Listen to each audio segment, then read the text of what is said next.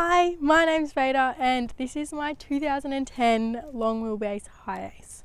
I live in here full time. I've been on the road probably for the last 6 months, full time living in the van for 18. I've just literally grew up in Sawtell around Coffs Harbour, working and now going full time with my business, which I work out of the van as well. The van was completely empty when I bought it. So I bought it in October of 2020, so like peak lockdown, so hard to find a van. Finally stumbled upon this one, literally trekked like all the way to Sydney and like in between trying to find vans and stuff. Brought my girlfriend along and like dragged her around with me. This has been a 2-year progress. I originally started with just the bed frame and then didn't put any of the electrical in until probably 12 months ago because I wasn't full-time living in it. This is my kitchen. I feel like everyone's gonna know that it's always unfinished. Like every van build is unfinished, but this is where I like to cook. I wanted to make it as simple as possible because I'm really lazy. So literally 2 seconds setup. This is just one of the little propane gas ones. So I still have to store the little containers in the van, but I thought that was probably best for me because coming with the gas and stuff, you have to store it either on the roof or like in a proper container and stuff, and that I'm lazy and short, so like climbing up on the roof is not ideal. So that was my easiest option. I do have a few spares kind of laying around. It does get a little bit pricier, but I thought convenience wise it was better. There is a sink in there. There's no tap and there's no water yet, but that it will be eventually as well. That's where it's like unfinished. It's still working just fine. Usually I have a jerry can in the front. It's at my girlfriend's place at the moment because I'm home. But yeah, usually, well, eventually I want to put the water in there. My fridge is an 80-litre Dometic, which is run off the battery system, solar power and stuff. This is like my prized possession. Beers. There's a little bit of a freezer in there. Not the ice was for that, but there's ice cream and obviously all the necessities in there. Eventually there'll be a drawer on top of that, but at the moment everything just flies out. Being a small van, it was very difficult to find storage through the whole thing. But being a little person and being just me, I kind of could like compromise a bit. So there's business storage under there, as well as a little bit of personal storage just here. But then I've also got fabrics in behind the seats as well. So all of my swim is made to order. So I just have like bulk fabric that I just have to shove in all of the crevices, as well as up on the roof.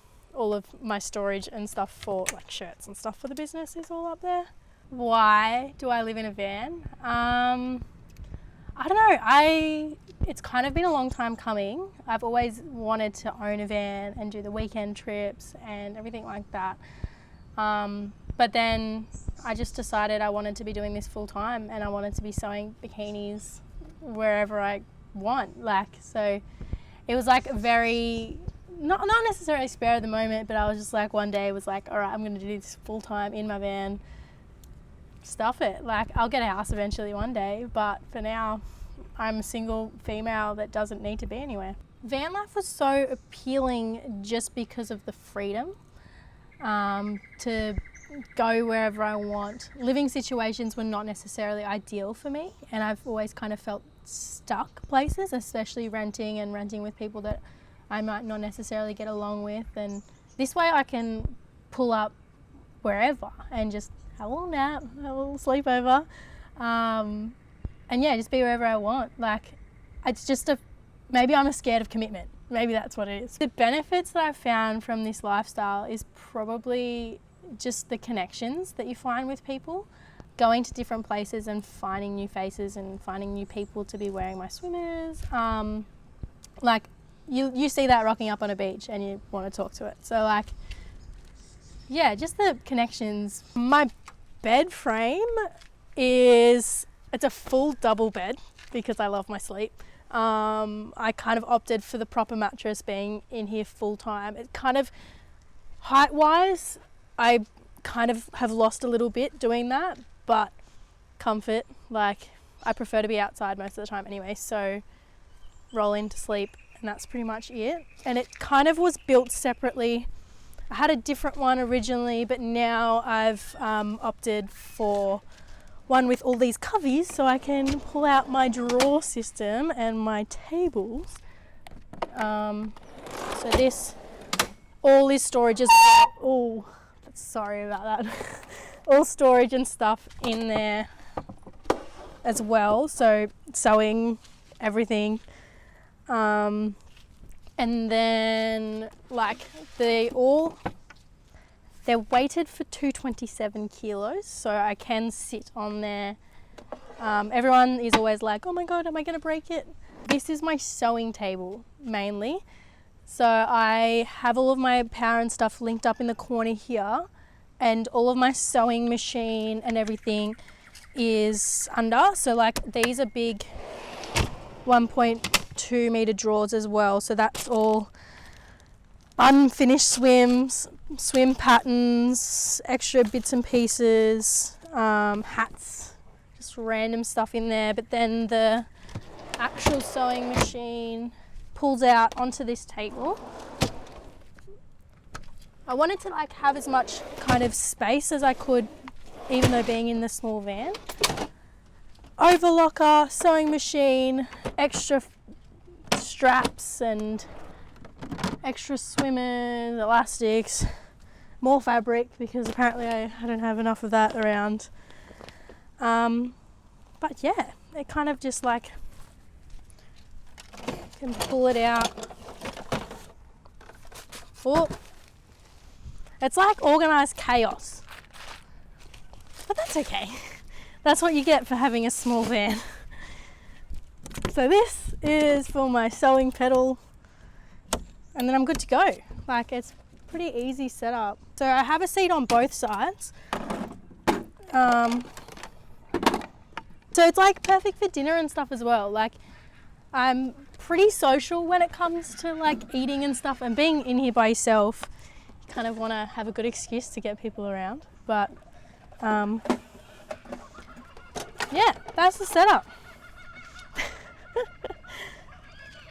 But I do need the step, unfortunately. I originally have always wanted to start a business. I was kind of sick of working for other people. I used to work in a fruit shop, which was really lovely, but working on my own terms was like main priority. So I kind of looked up how to start a bikini business, and you can find suppliers pretty easily. And I was like, I can do this myself. And like, I feel like this is the most sustainable way to kind of build a brand as well, like not having the waste. And I'm actually using dead stock, which is like leftovers from big companies and stuff as well. So using what's already out there to make into new swimmers. I think wanting to travel, and then if I bought a big enough van, surely I can put it all in the van as well.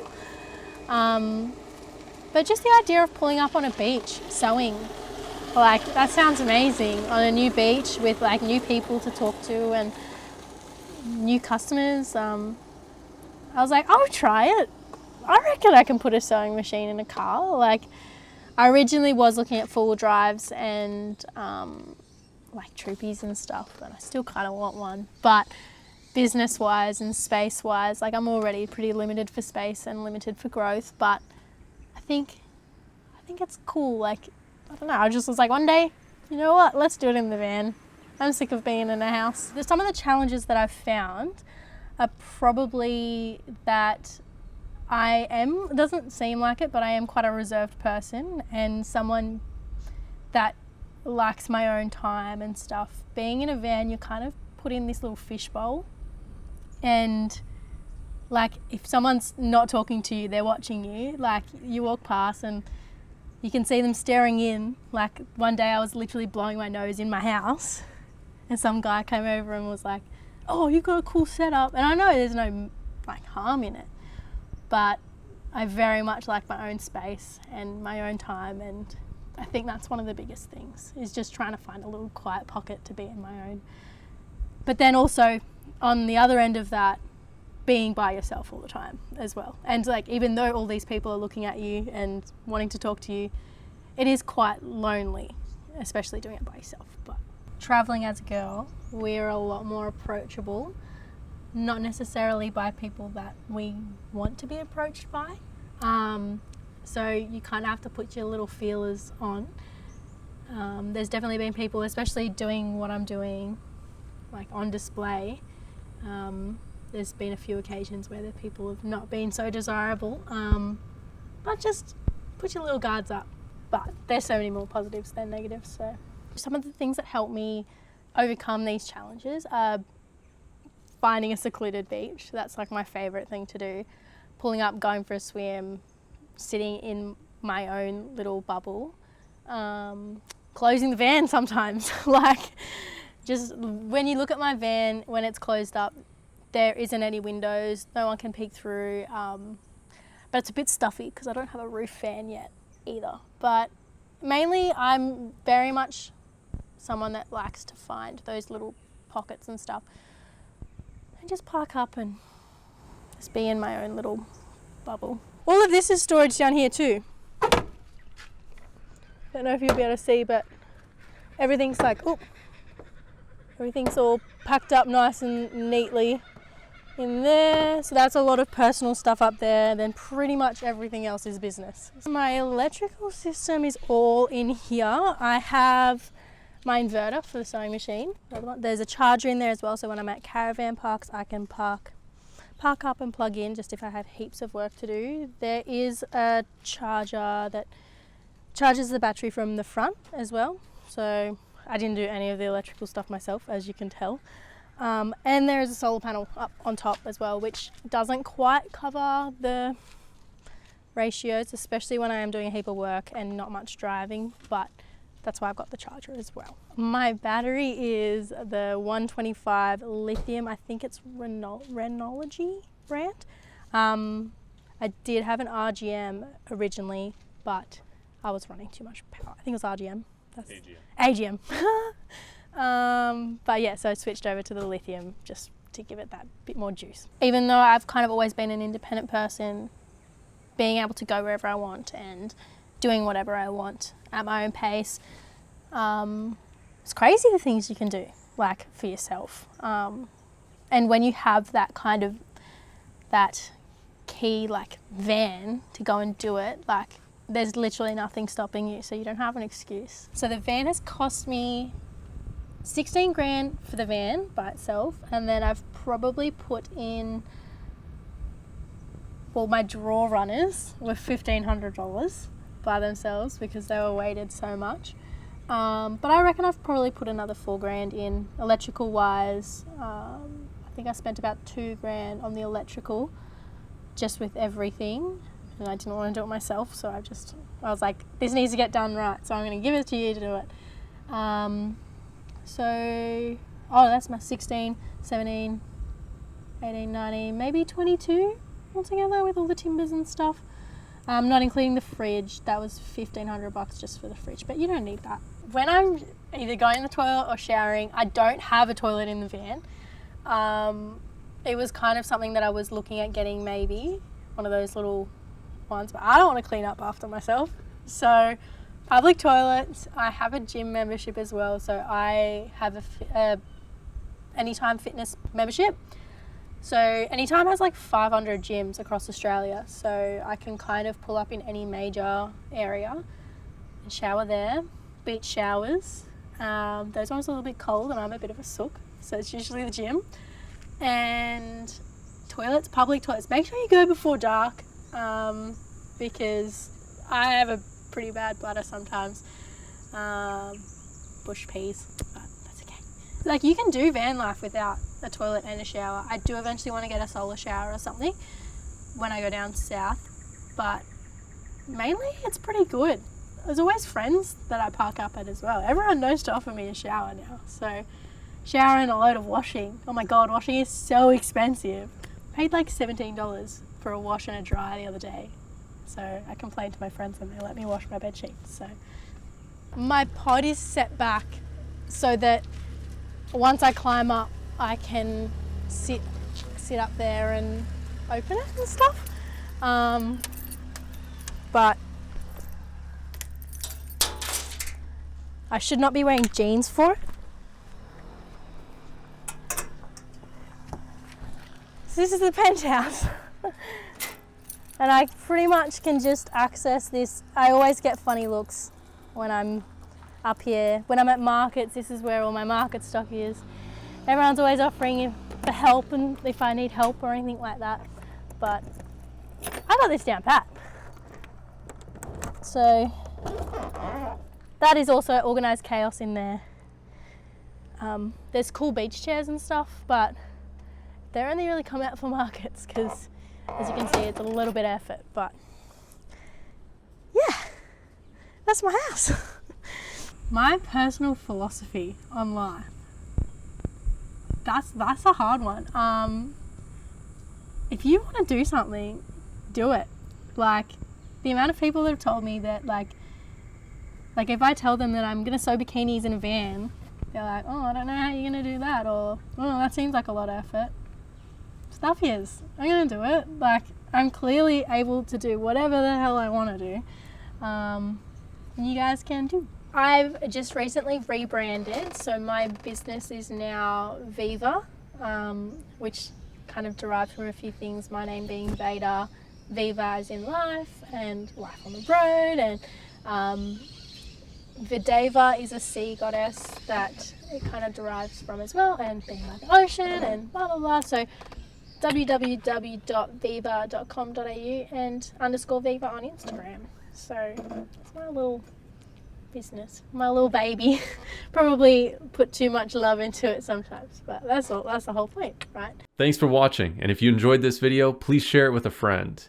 Also, if you want to watch more alternative dwellings, we got a playlist popping up right here, and we release new episodes every single Sunday, so consider subscribing.